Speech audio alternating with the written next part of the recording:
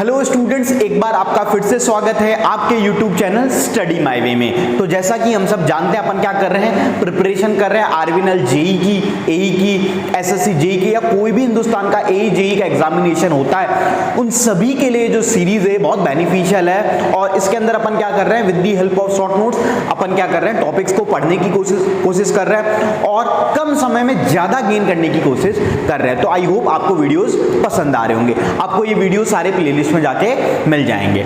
अब अपन चलते हैं अपने टॉपिक की तरफ। तो आज अगेन अपन बात करेंगे पावर सिस्टम की, ठीक है। तो पावर सिस्टम में जो अपना आज जो टॉपिक होने वाला है, that is power factor improvement. It is one of the important topics में से है, जिसमें से एक या दो क्वेश्चन आने के चांसेस, मैं बात करूं जेई की, एसएससी जेई की, जैसे जिसमें आपके टेक्निकल के 100 क्वेश्चंस आते हैं, तो मैं कह सकता हूं 2 से 3 क्वेश्चन इससे आते ही आते हैं। और भी जो दूसरे एग्जामिनेशन है वहां भी इससे क्वेश्चन पूछे जाते हैं। तो आज अपन इस टॉपिक को कंप्लीट करेंगे, जिसके अंदर अपन पूरे पावर फैक्टर इंप्रूवमेंट की बात करेंगे। तो सबसे पहले मैं बात करूं पावर फैक्टर इंप्रूवमेंट। अब बात आती है व्हाट इज पावर फैक्टर, जिसे हम पीएफ कहते हैं, जैसे आपने सुना होगा, leading power factor, lagging power factor. तो पावर फैक्टर बेसिकली कुछ नहीं है। मैं बात करूं आपका वोल्टेज जो फेजर है और जो करंट फेजर है, उसके बीच का जो एंगल है फाई।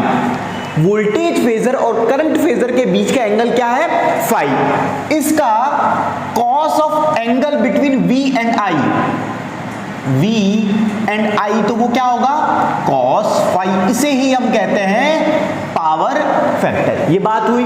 इसको आप इंपीडेंस ट्रायंगल डायग्राम से भी बना सकते हो। लाइक मैं बात करूं, जैसे ये हो गया आपका आर, ठीक है ना, ये हो गया मान लीजिए आपका एक्स, मतलब अलग अलग के अकॉर्डिंग है। ये हो गया x, ये हो गया r, तो ये हो गया z। तो इसके बीच का जो एंगल क्या हो जाएगा, फाई। तो उससे भी आप निकाल सकते हो। तो पावर फैक्टर अल्टीमेटली आपको ये समझना है, cos of angle between voltage phasor and current phasor is power factor. अब इधर देखो, मैं ये कहना चाह रहा हूं कि पावर फैक्टर के बारे में आप एक चीज जरूर जानते होंगे कि जितना कम ये एंगल होगा, जितना क्या बोल रहे हैं, कम ये एंगल होगा, मतलब कॉस फाई की जो वैल्यू है, फाई की वैल्यू जितनी कम होगी, लेस होगी, उतना ही ओवरऑल कॉस फाई की जो वैल्यू है वो क्या होगी, इंक्रीज होगी, बढ़ेगी, मोर होगी, ठीक है ना। जैसे कॉस फाई की वैल्यू मैक्सिमम क्या हो सकती है, 1 हो सकती है, और वो कब होगी, at the rate when the phi is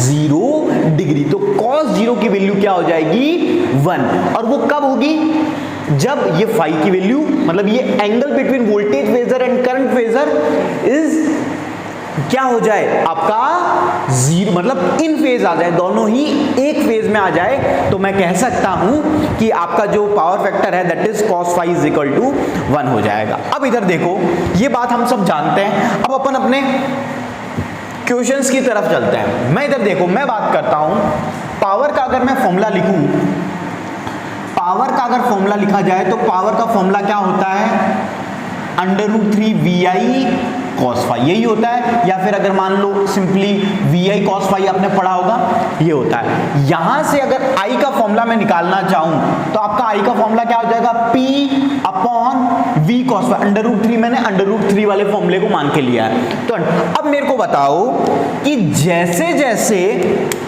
आपका cos फाई, मतलब ये ओवरऑल की बात हो रही है, cos फाई कम होगा, मेरा करंट बढ़ेगा या कम होगा, मेरा जैसे जैसे cos फाई की वैल्यू क्या होगी, कम होगी, तो ये जो करंट है ये क्या हो जाएगा, बढ़ जाएगा।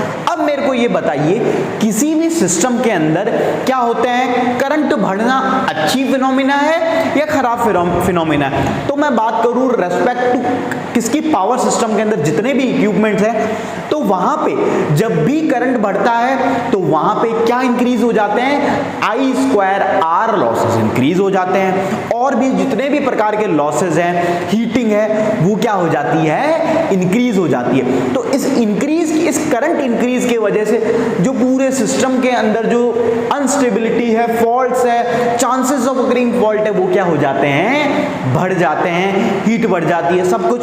तो मैं कहता हूं कि ये जो करंट की एक रेटिंग है वो क्या कर जाती है, इंक्रीज कर जाती है। That is not a good phenomena और गुड पॉइंट ऑफ व्यू। अब इधर देखिए, करंट बढ़ गया तो क्या हम चाहेंगे करंट बढ़े? हम चाहेंगे कि करंट ना इंक्रीज हो अननेसेसरी। तो ये बात हुई करंट की। तो कहने का मतलब ये है, जैसे जैसे मतलब अगर आपने किसी सिस्टम का, सपोज मैंने कोई इलेक्ट्रिकल मशीन लेके आया, उसका पावर फैक्टर बहुत खराब है, लाइक 0.1 या 0.2 है, तो जो करंट की रिक्वायरमेंट है, जो करंट वो मशीन, जैसे मान लिया आपने कोई मोटर लगाई, तो वो मशीन जो टैप करेगी सिस्टम से, जो बस बार से टैप करेगी, वो बहुत ज्यादा होगा। और उस करंट ज्यादा होने की वजह से ही क्या हो जाएगी, जो मशीन है पूरी हीट आउट करेगी, अननेसेसरी लॉसेस होंगे। तो कहने का मतलब ये है कि करंट की रिक्वायरमेंट बढ़ जाएगी, पहली थिंग। और अगर हम पावर फैक्टर को इंक्रीज कर दें, लाइक 0.9 तक कर दें, कोई इलेक्ट्रिकल मशीन की मैं बात करूं, तो जो करंट की रिक्वायरमेंट है वो बहुत कम हो जाएगी, नॉमिनल हो जाएगी, जो उसकी अपनी यूनिट रेटिंग के आसपास है। तो जो मशीन का अननेसेसरी हीटिंग है, मशीन का वर्कआउट है, वो सब क्या हो जाएगा, बेस्ट हो जाएगा, ऑप्टिमल हो जाएगा। तो ये बात हुई। अब इधर देखिए, हम बात करते हैं effects of low power factor. Low, जब भी पावर फैक्टर लो होगा, हमको ये तो समझ में आया कि हाई तो है, लेकिन लो होने की वजह से मशीन का मैंने आपको एग्जांपल दिया, और क्या क्या फैक्टर्स पे इफेक्ट आता है। मैं बात करता हूं इफेक्ट ऑन ट्रांसमिशन लाइन। तो कहने का मतलब ये है, लो पावर फैक्टर की वजह से क्या हो जाता है, ट्रांसमिशन लाइन पे इफेक्ट आता है, नो डाउट। तो कैसे आता है, तो जो कंडक्टर की जो साइज है increases due to current. Low power factor होगा तो करंट ज्यादा होगा या कम होगा, करंट ज्यादा होगा। करंट, कोई एक स्पेसिफिक करंट को फ्लो कराने के लिए, ज्यादा करंट को फ्लो कराने के लिए अपन को कंडक्टर की साइज को इंक्रीज करना पड़ेगा या रिड्यूस करना पड़ेगा? Obviously we have to increase the size of the conductor. So we can say effect of transmission lines due to the low power factor, it causes increase in the size of the conductor। तो पहली बात ये समझ में आई, I hope समझ में आई होगी। बात करते हैं इफेक्ट ऑन ट्रांसफॉर्मर।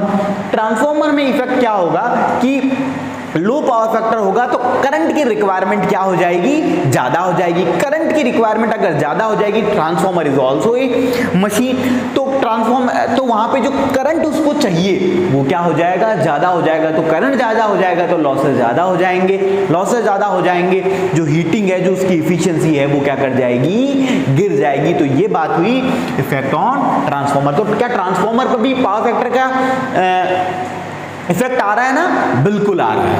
अब इधर देखिए, effect on switch gear and bus बार। अगर करंट की वैल्यू बढ़ गई है तो अपन को जो जितने भी स्विच गियर, जैसे सर्किट ब्रेकर्स, रिलेज है, उनकी रेटिंग को हमें बढ़ाना पड़ेगा या कम करना पड़ेगा? ऑब्वियसली उसकी रेटिंग को हमें क्या करना पड़ेगा, पहले के कंपेयर में बढ़ाना पड़ेगा। और बढ़ाना पड़ेगा तो हमें जो कॉस्ट पहले लग रही थी, अब वो कॉस्ट क्या लगेगी, ज्यादा लगेगी। तो that is the effect on switch gear and bus bar. तो ऐसा क्यों हुआ, due to the low power factor. तो ये बात हुई स्विच गियर एंड बस बार की, ठीक है। फिर मैं बात करता हूं effect on generator. Effect on generator देखिए, करंट क्या हो जाएगा, लो पावर फैक्टर में बढ़ जाएगा। तो जब करंट बढ़ जाएगा तो इसको सिस्टम की जो ओवरऑल डिमांड है करंट की, वो क्या हो जाएगी, कम हो जाएगी या बढ़ जाएगी? ऑब्वियसली क्या हो जाएगी, बढ़ जाएगी। जो जनरेटर है, जो सप्लाई कर रहा है लॉसेस को, एक्टिव पावर को, यूजफुल पावर को, वो क्या हो जाएगी, डिमांड बढ़ जाएगी। किस पे, आपके जनरेटर पे। तो जनरेटर पे जब सब कुछ बढ़ जाएगा तो हम कह सकते हैं, तो जनरेटर को क्या करना पड़ेगा, ज्यादा इलेक्ट्रिसिटी, ज्यादा पावर को जनरेट करेगा due to overcome these losses. समझ में आई बात? तो ये बात हुई जनरेटर की। Effect of prime mover similar ही होगा। प्राइम मूवर पे क्या हो जाएगा, जो पहले मान लीजिए सपोज 2000 आरपीएम पे घूम रहा था, है ना, 2000 आरपीएम पे, अब हमें उस लॉसेस को ओवरकम करने के लिए उसे 2500 आरपीएम पे, मतलब इसके भी जो वियर एंड टीयर के लॉसेस हैं, जो इस पे बजट है, वो भी इंक्रीज कर जाएगा। इसकी रेटिंग हमें इंक्रीज करनी पड़ेगी, जो पहले एक अलग स्पीड पे रोटेट कर रहा था। तो ये बात हुई इफेक्ट ऑन प्राइम मूवर। फिर है effect on existing power system.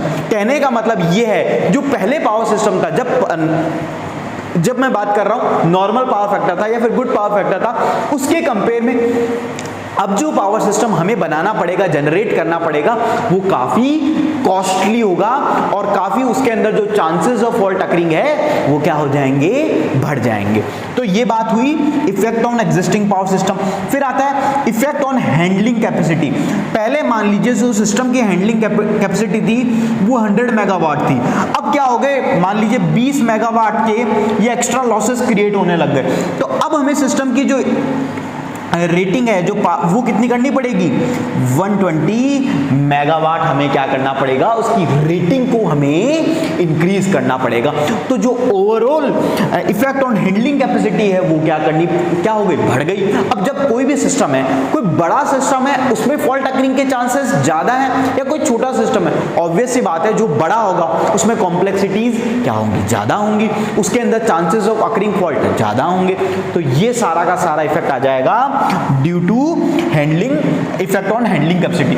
और ये जितने भी ये 7 मैंने पॉइंट्स बताए ये किसकी वजह से हो रहे हैं, इनका बेस कॉज क्या है, the base cause is due to the low power factor. और लो पावर फैक्टर की वजह से स्टूडेंट्स क्या हो जाता है बच्चों, क्या होता है कि जो करंट है वो क्या कर जाता है, इंक्रीज कर जाता है। और इंक्रीज करने की वजह से आप देख रहे होंगे इतनी सारी चीजें हो रही है, तो क्या हम इतनी सारी मिस हैपनिंग्स हो रही है, तो क्या हम एज ए इलेक्ट्रिकल इंजीनियर इसको सॉर्ट आउट करने की कोशिश करेंगे या नहीं करेंगे, ऑब्वियसली करेंगे। हम बिल्कुल प्रैक्टिसेस करेंगे, उसमें रिसर्च करेंगे, उसके अंदर R&D देंगे कि भाई हम इसको कैसे, इसको हम क्या कर सकते हैं, इंप्रूव कर सकते हैं। और ऑल्दो इस पे काफी रिसर्च हो भी चुकी है और आगे भी चलती रहती है। अब तो काफी अच्छे इक्विपमेंट्स आ गए और अभी जो अपन सिलेबस है उसके अकॉर्डिंग जो पॉइंट्स आपको पढ़ने हैं वो पढ़ेंगे। तो यहां तक आई होप आपको समझ में आया होगा, ठीक है। तो आप ये सब पॉइंट्स लिख सकते हो, इसके अंदर तो लिखने की जरूरत नहीं है, जो जो मैंने लिखवाया है वो लिख लीजिए। समझ में आई बात? चलो अब आगे बात करते हैं। हमको प्रॉब्लम तो समझ में आ गई, ठीक है, आगे चलते हैं। आप यहाँ पे वीडियो को पॉज करके आराम से लिख सकते हो। अब मैं बात करता हूं पावर फैक्टर इंप्रूवमेंट के बारे में।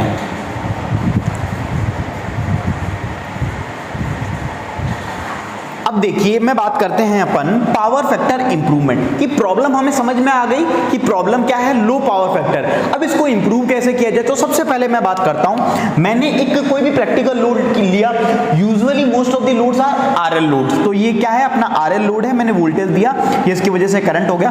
तो ये जो मेरा वोल्टेज वी फेजर था, ये करंट जो अब इंडक्टर लगाए, इंडक्टर क्या करता है, हमेशा लैग करता है, प्रैक्टिकल इंडक्टर है, तो ये ∅1 एंगल से क्या कर रहा है, लैग कर रहा है ना, लैग कर रहा है। और ∅1 वो सपोज कोई एंगल होगा, लाइक मैं मानता हूं 60 to 70 डिग्री। अब हमें अल्टीमेटली इस एंगल को क्या करना है, जैसे मान लीजिए यहाँ पे एंगल हुआ सपोज 60 to 90 के आसपास, 60 मान लीजिए 65 80 मान लीजिए 60 to 80 डिग्री। हमें अल्टीमेटली इस एंगल जो ये ∅1 एंगल है, इसको मतलब वोल्टेज और करंट जो फेजर है उसके एंगल को हमें कम करना है या ज्यादा करना है, ऑब्वियसली इस एंगल को क्या करना है, कम करना है। मतलब हम क्या करें कि अगर ये एंगल कैसे 20 to 30 डिग्री के पास, 10 to 15 डिग्री के आसपास आ जाए, ये है हमारा एम। तो अब देखो कैसे करते हैं। तो अब मैंने किया, तो अब देखो सपोज अब मैंने क्या किया, with power factor improvement applied. ये तो विदाउट इंप्रूवमेंट था, देख पा रहे होंगे। अब मैंने क्या किया कि आरएल सर्किट आपका था, जो लोड था, मैंने पैरेलल में एक कैपेसिटर लगा दिया, ये वोल्टेज था, इसकी वजह से करंट, यहाँ पे आईसी करंट, और ये अब ओवरऑल करंट हो गया। तो किसका कॉम्बिनेशन है, आईएल प्लस आईसी का। तो इधर देखिए ये हमारा वोल्टेज फेजर वी, और ये जो मेरा करंट है IL जो ये वाला है, तो ये है हमारा ∅1। अब मैं बात करता हूं IC करंट की। तो IC करंट मैं मान लेता हूं ये आइडियल कैपेसिटर है, तो जो वोल्टेज से क्या करता है, ये हमेशा करंट लैग करता है, कैपेसिटर के केस में ये लीड करता है एग्जैक्टली 90 डिग्री। तो ये मैंने कह दिया कि एक IC हो गया। अब लेकिन जो मेरा इफेक्टिव करंट है, जो मेरा सप्लाई करंट कहूंगा मैं, जिसे मैंने नाम दिया I, तो अब मैं क्या करूंगा, इसका रिप्रेजेंटेशन करूंगा। तो देखो यहां से मैंने इसको ड्रॉ किया, IL को यहां से ड्रॉ किया, तो मेरा जो इफेक्टिव करंट है डेट इज I। तो पहले जो एंगल था IL, जो पहले जब कुछ नहीं कनेक्ट था, तो अब मेरा इफेक्टिव करंट क्या था, IL। अब मेरा जो इफेक्टिव करंट है वो क्या हो गया है, I हो गया है। और पहले जो मेरा एंगल था ∅1, वो अब क्या हो गया है, ∅2 हो गया। और मैं कह सकता हूं ∅2 इज लेस देन phi1 और ये आपको दिख भी रहा होगा।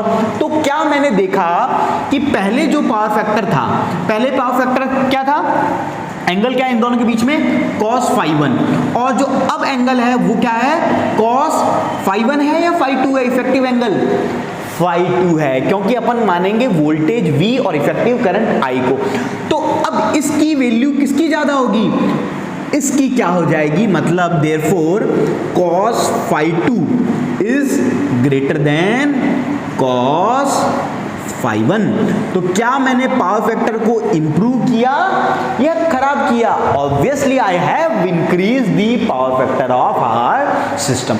तो एक सिंपल कैपेसिटर लगाने से हमने एक चीज नोटिस की, that we have improved our power factor, so we can say that with the help of a simple capacitor we can improve our power factor. तो ये मेरे को एक रिसर्च में एक जनरल अप्लाइड नॉलेज से मेरे को ये पता चला। तो ये चीज हुई with the help of power factor improvement. तो इतना आपको समझ में आया, तो आप ये सब बना सकते हो, लिख सकते हो। अब देखिए हम बात करते हैं methods of power factor improvement. कुछ अलग अलग मेथड्स हैं जिनके बारे में हम डिस्कशन करेंगे। The first one is static capacitor. अब स्टैटिक कैपेसिटर का मतलब, स्टैटिक का मतलब क्या होता है, कोई चीज गतिशील है या रुकी हुई है। स्टैटिक का मतलब है कि it is fixed, it is stagnant, है ना, तो उसका वो होता है आपका स्टैटिक। तो स्टैटिक कैपेसिटर की मैं बात करता हूं कि एक 3 फेज लोड है मेरा, कोई भी लोड है, मुझे ओवरऑल सिस्टम का लोड पे ही तो रिक्वायरमेंट है, वो सिस्टम की रिक्वायरमेंट को क्या करना है, पावर की और करंट को कम करना है, तो मेरे को पावर फैक्टर इंप्रूव करना पड़ेगा।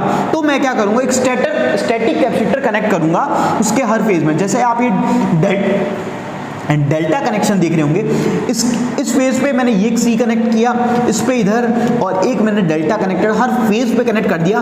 और ये कैसे कैपेसिटर है, एक फिक्स्ड रेटिंग के कैपेसिटर को मैं कनेक्ट करूंगा अकॉर्डिंग टू आर रिक्वायरमेंट और सिस्टम की रिक्वायरमेंट। तो यहाँ पे जो कैपेसिटर कनेक्टेड है उनकी वैल्यूज कभी चेंज नहीं होगी और वो हमेशा क्या रहेंगे, कनेक्टेड रहेंगे, इसलिए इनका नाम क्या हो गया, स्टैटिक कैपेसिटर। तो बात समझ में आई, व्हाट इज स्टैटिक कैपेसिटर। अब इसके आगे के कुछ मेथड्स है उनको पढ़ेंगे, तो आप एक बार इनको यहां तक लिख सकते हैं और आई होप आपको समझ में भी आ रहा होगा।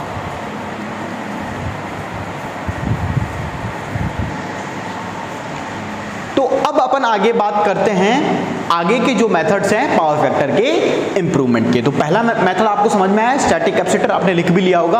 अब इधर देखिए हम बात करते हैं, the second method is synchronous condenser, one of the important method again, जिससे क्वेश्चंस बहुत बार पूछे जाते हैं, सिंक्रोनस कंडेंसर।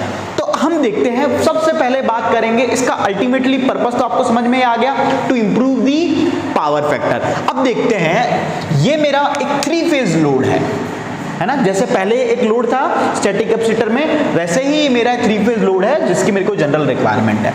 तो इसका यहाँ पे जो मेरा पहले पावर फैक्टर है वो क्या है, लो पावर फैक्टर है। बात समझ में आई, the power factor is low, so I have to increase the power factor of my general power system. तो इधर देखिए हम क्या करते हैं कि एक सिंक्रोनस कंडेंसर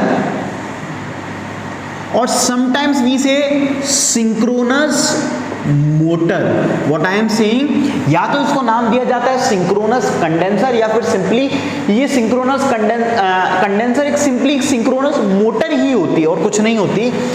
ये क्या करती है, ये करंट ले रही है IL, ये ले रही है IM और इफेक्टिव करंट है I। तो मुझे जो करंट है वो अब किसको इंप्रूव करना है, effective current that is I को इंप्रूव करना विद द रिस्पेक्ट ऑफ किसके। अब बात की जाती है ये जो सिंक्रोनस मोटर है, ये जो सिंक्रोनस कंडेंसर है, इसका काम क्या है और ये क्या कर रही है। तो मैं बात करूं सिंक्रोनस मोटर की, ये सिंक्रोनस मोटर की एक अच्छी प्रॉपर्टी ये होती है कि it can work as a lagging load, leading load as well as mostly UPF load, मतलब यूपीएफ लोड पे भी वर्क कर सकती है। तो हम with the help of changing the excitation, अगर हम एक्साइटेशन को इंक्रीज करते हैं, डिक्रीज करते हैं, मेंटेन करते हैं, तो हम क्या कर सकते हैं, इसको लीडिंग, लैगिंग और यूपीएफ पे ऑपरेट करवा सकते हैं, पहली थिंग है ना। तो सिंक्रोनस कंडेंसर एक प्रकार की ऐसी मोटर होती है, सिंक्रोनस कंडेंसर, जिसपे कोई लोड कनेक्टेड नहीं होता। तो मैं लिख सकता हूं नो लोड कनेक्टेड, और यहां पे क्या होता है कि इसको हमने क्या कर दिया, इसकी एक्साइटेशन को बढ़ा दिया। एक्साइटेशन को जैसे ही हम सिंक्रोनस मोटर की बढ़ाते हैं तो ये कौन से पावर फैक्टर पे काम करना स्टार्ट कर देती है, it working as a leading power factor. मतलब जो इसका इफेक्टिव जो करंट लेगी, करंट जो लेगी उसका वोल्टेज फेजर के टर्म्स में जो करंट होगा वो क्या होगा, हमेशा लीडिंग होगा। तो क्या करेगा, लीडिंग पावर फैक्टर। ओके चलो इतनी बात समझ में आई। अब इधर देखते हैं, ये मेरा वोल्टेज फेजर था और ये मेरा जो IL जो करंट है, लो पावर फैक्टर की जो समस्या है वो ∅2 है, क्या आपको दिख रहा होगा। मैंने क्या किया, अब जैसे ही सिंक्रोनस मोटर को कनेक्ट किया तो मेरा एक लीडिंग IM, एक लीडिंग करंट क्या करेगा, फ्लो करेगा विद रिस्पेक्ट टू VM। तो ये कैपेसिटर की तरह एग्जैक्टली 90 डिग्री तो नहीं होगा, देखो एग्जैक्टली तो कभी 90 डिग्री हो ही नहीं सकता, क्योंकि वो बात होती है प्रैक्टिकल आइडियल कैपेसिटर की। लेकिन हम बात कर रहे हैं प्रैक्टिकल, यहाँ पे मोटर की बात हो रही है। तो इसका एग्जैक्टली लाइक मान लीजिए 85, 70, 75 इस तरह से ये एंगल है और ये करंट। अब जो इसका इफेक्टिव जो डायग्राम बनाया गया, जो इफेक्टिव करंट है, I is the combination of IM plus IL। तो हमने इसका फेजर बनाया तो अल्टीमेटली मेरा क्या निकल के आया, I। अब मैंने देखा जो फेजर है, जो एंगल है फाई, वो फाई किससे कम होगा, ∅2 से कम होगा। So I can say that cos phi is greater than cos ∅2। so from this conclusion we can say that we have improved our power factor. तो बात समझ में आई कैसे हमने पावर फैक्टर को इंप्रूव किया। अब इसकी अच्छी चीज ये है सिंक्रोनस कंडेंसर की। सपोज आपको ना अलग अलग मतलब एंगल्स मिल सकते हैं, मतलब आप चाहो तो इसके एक्साइटेशन को बढ़ा के इसको कम भी कर सकते हो, इसको ज्यादा भी कर सकते हो। मतलब according to the load requirement we can change our IM। So with the help of this we can also control our variable power factor. ऐसा नहीं है सपोज कहीं रिक्वायरमेंट पावर फैक्टर की बहुत कम है तो अब जरूरी नहीं कि स्टैटिक कैपेसिटर से काम चल जाएगा, क्योंकि स्टैटिक कैपेसिटर में प्रॉब्लम क्या आती, इट हैज फिक्स कैपेसिटेंसेस जो एक बार कनेक्ट कर दिए तो कर दिए। इसके अंदर पॉसिबिलिटी ये है कि अपना जो सिस्टम है अगर उसमें कुछ चेंजेस होते हैं तो we can also done modification in the power factor also. So हम क्या कहेंगे, it is a more reliable, more good system for changing power factor. बात समझ में आई। तो ये बात हुई स्टूडेंट्स किसकी, बच्चों, सिंक्रोनस कंडेंसर की। बात समझ में आई। अब आगे चलते हैं। तो ये बात थी अपनी सिंक्रोनस कंडेंसर की। अब देखिए the last point is phase advancer. जो लास्ट मेथड है फेज एडवांसर। तो सबसे पहले मैं बात करूं ये यूज किया है, दे आर, इसका नाम से आपको पता चल रहा है फेज एडवांस। मतलब फेज को क्या कर दे, फेज मतलब एंगल को क्या कर रहा है, एडवांस कर दे रहा है, बढ़ा दे रहा है। तो बड़ा कौन से फेज को रहा है, एक तरीके से इस वाले फेज को। तो they are use to improve the power factor of induction motor. तो ये अगर आपसे कोई ऑब्जेक्टिव क्वेश्चन पूछ लिया जाए, phase advancer are mostly use to improve the power factor of induction motor. ठीक है। अब देखिए हम बात करते हैं if the exciting ampere turns. Exciting ampere turns कोई भी मोटर होती है उसके अंदर क्या होती है, एक्साइटेशन लगी होती है, उसकी एक मैग्नेटाइजिंग करंट की रिक्वायरमेंट होती है। तो वो क्या करती है, NI आपने सुना भी होगा, एम्पियर टर्न्स।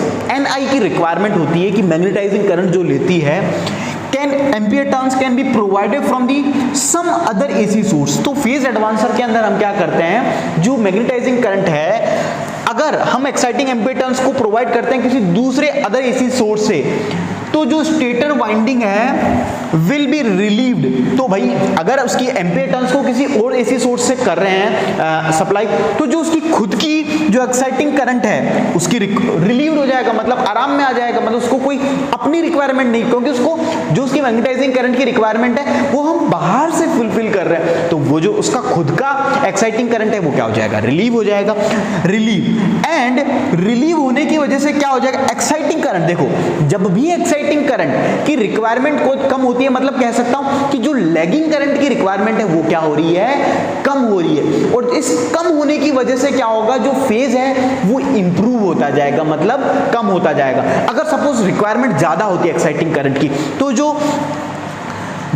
ये जो एंगल है V, ये क्या होता, बहुत ज्यादा होता। अब क्या होता जा रहा है, एक्साइटिंग करंट की रिक्वायरमेंट भी नहीं है, तो ये क्या करेगा, ये डिक्रीज करता जाएगा, ये डिक्रीज करता जाएगा। तो डिक्रीज करेगा तो मेरा पावर फैक्टर एंगल इंप्रूव होगा या खराब होगा, obviously it will improve our power factor. So तो यहां पे देख सकते हैं, and the power factor of the motor can be improve and this job is accomplished by the phase advancer. और ये जो जॉब है ये किसकी मदद से की जाती है, with the help of R phase advancer और which is simply an AC exciter. तो इसे हम एसी एक्साइटर भी कह सकते हैं कि एसी का जो एक्साइटेशन का काम था वो किसी हमने दूसरे सोर्स के थ्रू कर दिया, और ऐसा करने की वजह से क्या हुआ, जो मेरा सिस्टम का जो पावर फैक्टर है वो इंप्रूव हो गया significantly. So here we can say I have improve my power factor with the help of three method. The first method is static capacitor and the second method is synchronous condenser and the third and the important method is also phase advancer. In the case of phase advancer, what we would did, we simply supplied an AC exciter, or simply we can say the exciting ampere turns are supplied from the other AC source. So with the help of this we have improved our overall power system power factor. अब last point एक, they are not economical. एक point और देख, ये ना economical नहीं है, क्योंकि देखो ऑब्वियस सी बात है इसके अंदर बहुत सारी चीजों की रिक्वायरमेंट है, तो ये कॉस्टली तो इतना इकोनॉमिकल नहीं होगा। लेकिन अब जब बड़ी बड़ी मोटर्स हैं तो वहां पे जो सिस्टम्स है वहां पे अपन उसको यूज कर सकते हैं। Not Motors below 200 horse power से नीचे की मोटर्स में हम इसे यूज नहीं करते। मोस्टली जो बड़े सिस्टम्स होते हैं, बड़ी रिक्वायरमेंट्स होती है, हम वहां इसे क्या यूज करते हैं, इंडस्ट्री में कह सकते हैं कि जो बड़ी बड़ी इंडस्ट्रीज हैं वहां पे हम इसे यूज करते हैं, किसे, फेज एडवांसर को। किसको यूज कर रहे हैं, फॉर इंडक्शन मोटर। तो ये बात हुई दोस्तों हमारे पावर फैक्टर इंप्रूवमेंट के बारे में। तो मैंने आपको एक एक चीज इतनी डिटेल में बताई है कि अब आप इससे बाहर कोई क्वेश्चन गलत कर ही नहीं सकते। तो आई होप आपको चीजें समझ में आई होगी, वीडियो पसंद आया होगा। तो thank you for watching our video.